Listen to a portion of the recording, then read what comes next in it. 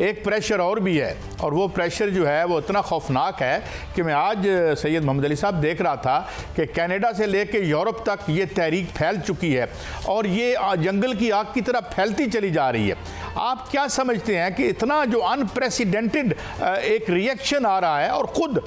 उनकी अपनी आबादियों का है, उसमें शायद गोरों की ज़्यादा तादाद है और हमारे जो उधर से एक्सपर्ट्स हैं उनकी कम है, कि ये कितना हुकूमतों पर प्रेशर जो है मुअस्सर साबित हो सकता है if it keeps on growing as it seems it's growing? Syed Mohammad Ali साहब, ये बहुत अहम सवाल आपने किया और मैं समझता हूँ कि ये जो गजा की जंग है 6-7 माह जो होने वाले हैं, जिसको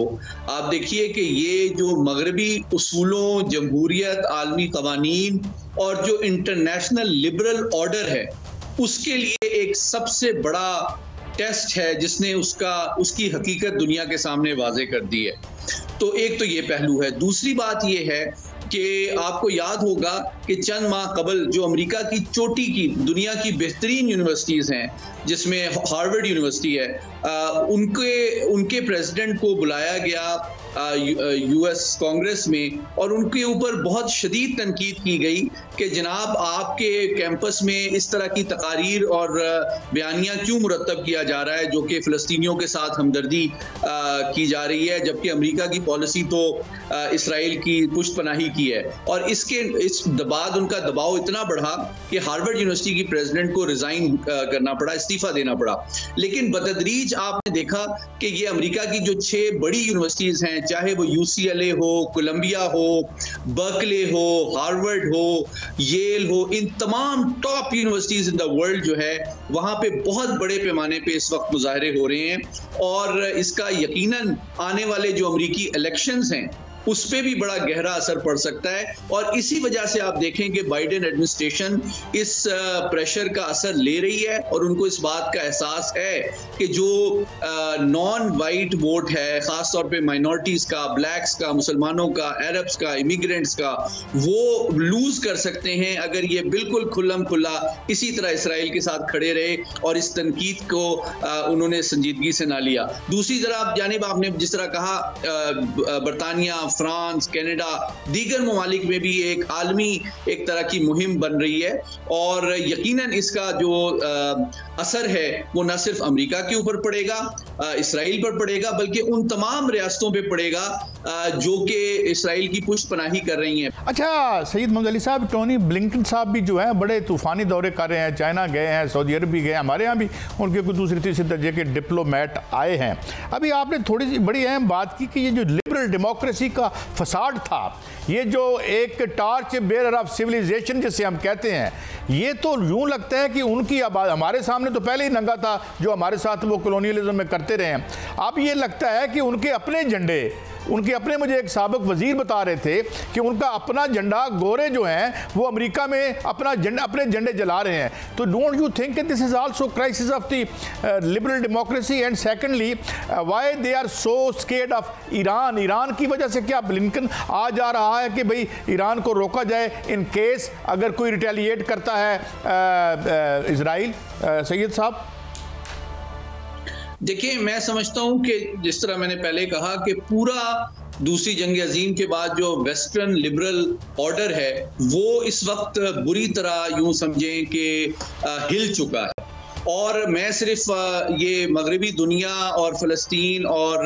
मशरिक़ वुस्ता या मुस्लिम ममालिक तक ही ये मामला नहीं देखता, बल्कि एक और पहलू की जानिब आपकी तवज्जो मबज़ूल कराना चाहूँगा। इस वक्त जो अफ्रीकी कॉन्टिनेंट है, पूरा अफ्रीकी बर-ए-आज़म जो है, वहाँ भी एक बेदारी की लहर फूट रही है, जिसके तहत वो अब मगरबी ताकतों को अपने मुल्क से निकाल रहे हैं, उनकी अफवाज को, उनके बेसिस ख़त्म कर रहे हैं और चीन और रूस के साथ ताउन को आगे बढ़ा रहे हैं। और मगरबी ताकतें शदीद तशवीश में मुब्तला हैं कि ये जो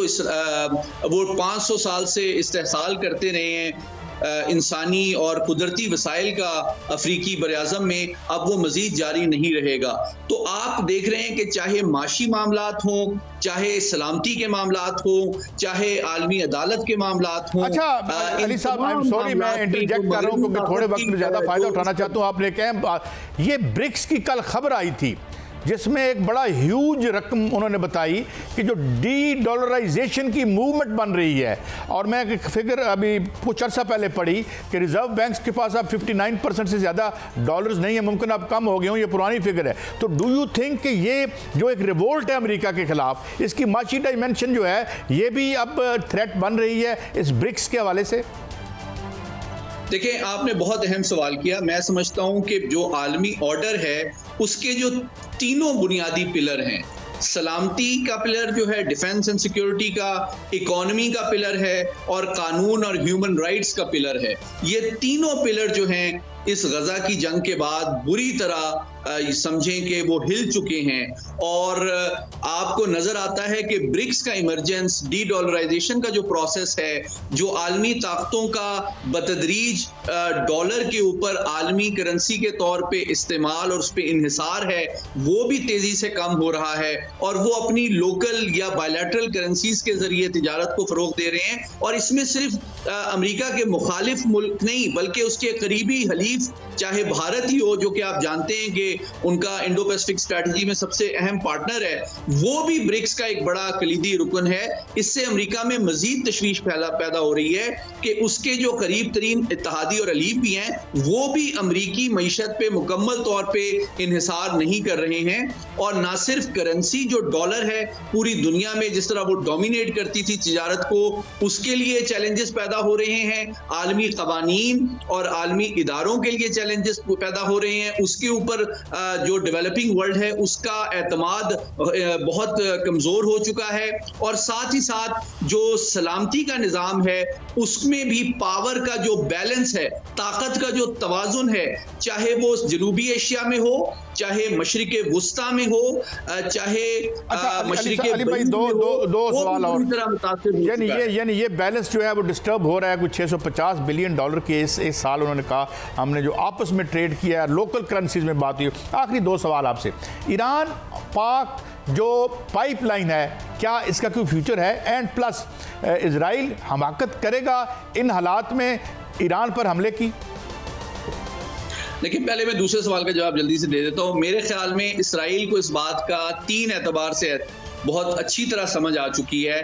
कि उसने अपनी पावर को ओवर एस्टिमेट किया है